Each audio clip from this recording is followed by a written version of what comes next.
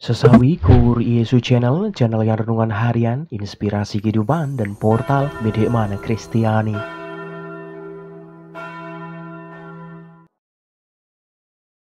Damai sejahtera beserta kita.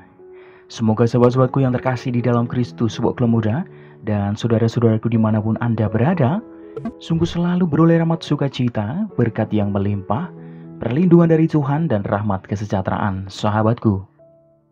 Sahabatku yang terkasih dimanapun Anda berada, sobat muda dan saudara-saudaraku yang terkasih di dalam Kristus, pada kesempatan ini hari Selasa 17 Januari 2023 ini sahabatku, kita akan bersama-sama merenungkan firman Tuhan dari Injil Markus bab 2 ayat 23 sampai dengan 28. Pada hari ini juga, sahabatku yang terkasih, bersama gereja kita memperingati peringatan wajib Santo Antonius Abbas. Mari sahabatku, Tuhan beserta kita sekarang dan selama-lamanya. Inilah Injil suci menurut Markus, dimuliakanlah Tuhan. Pada hari Sabat, Yesus berjalan di ladang gandum, dan sementara berjalan, murid-muridnya memetik bulir gandum. Maka kata orang-orang Farisi kepadanya, "Lihat, mengapa mereka berbuat sesuatu yang tidak diperbolehkan pada hari Sabat?" Jawabnya kepada mereka, "Belum pernahkah kamu baca apa yang dilakukan Daud ketika ia dan mereka yang mengikutinya kekurangan dan kelaparan?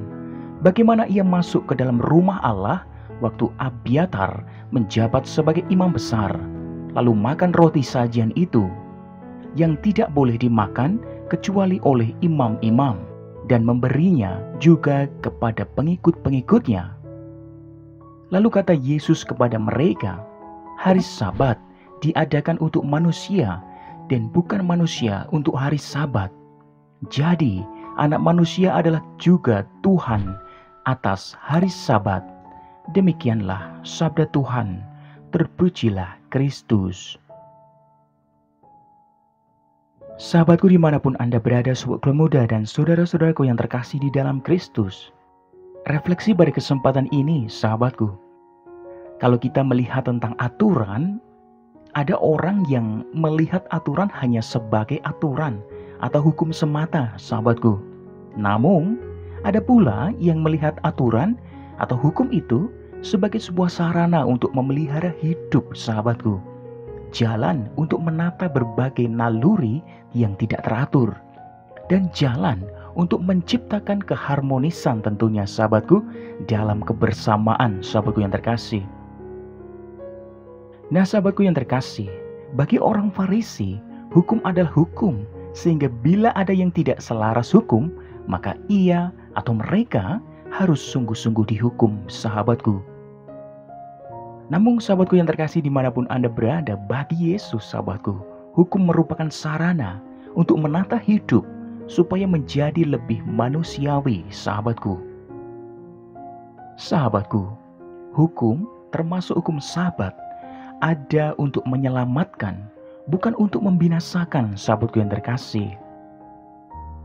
Nah, sahabat-sahabatku dimanapun Anda berada, sobat muda, pada kesempatan ini bersama gereja kita sungguh-sungguh memperingati peringatan Santo Antonius, seorang abbas, sahabatku. Perlu kita ketahui, sahabatku yang terkasih, ia seorang yang tergerak hatinya untuk menjadi petapa ulung karena didorong oleh seruan Injil, sahabatku.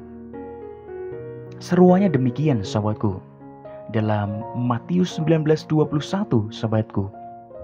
"Jikalau engkau hendak sempurna, pergilah, jualah segala milikmu, dan berikanlah itu kepada orang-orang miskin, maka engkau akan beroleh harta di sorga. Kemudian datanglah kemari dan ikutlah aku." Sahabatku yang terkasih, sungguh hal ini merupakan sebuah panggilan untuk diri sendiri, sahabatku. Untuk keselamatan diri sendiri, namun tidak mengabaikan orang lain, sahabatku. Sahabatku, Santo Antonius sungguh mampu mengalahkan berbagai godaan karena ia sungguh-sungguh dekat dengan Tuhan melalui puasa dan doa yang ketat, sahabatku. Sungguh, aturan doa diterapkan dengan sungguh ketat supaya banyak jiwa selamat, sahabatku. Tidak seperti orang Farisi loh, yang hanya mengedepankan aturan Sabat, namun kehilangan makna terdalam dari Sabat itu sendiri, sahabatku, yaitu keselamatan manusia. Amin. Kemuliaan kepada Bapa dan Putra dan Roh Kudus, seperti pada permulaan, sekarang, selalu, dan sepanjang segala abad. Terpujilah nama Yesus, Maria, dan Santo Yosef, sekarang dan selama-lamanya. Amin. Sahabatku yang terkasih, dimanapun Anda berada, mari kita tutup renungan singkat ini. Kita bersatu dalam doa. Marilah berdoa. Dalam nama Bapa dan Putra dan Roh Kudus. Amin. Ya Tuhan, bantulah kami untuk mengikuti ajaran-Mu dengan penuh kedisiplinan, sebagaimana diteladankan oleh Santo Antonius.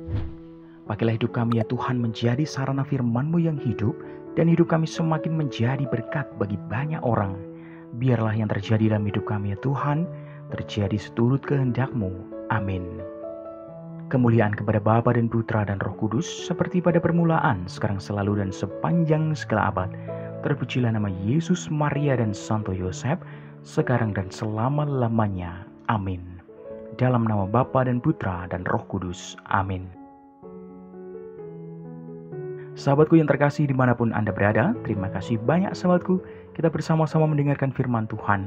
Kita bersama-sama berefleksi pada kesempatan ini, sahabatku. Mari sebarkan video ini supaya banyak orang semakin terima berkat dan terima rahmat sukacita. Banyak orang disembuhkan, banyak orang dipulihkan, sahabatku. Hidup kita penuh berkat, hidup kita penuh sukacita, hidup kita penuh kesejahteraan, hidup kita penuh perlindungan. Yang gelap diberikan terang, yang buntu diberikan jalan. Sampai jumpa di renungan harian besok selanjutnya. See you later. Bye-bye. Berkah dalam. Tuhan memberkati. Terima kasih udah nonton. Jangan lupa subscribe, like, nyalakan notifikasinya, dan share ya.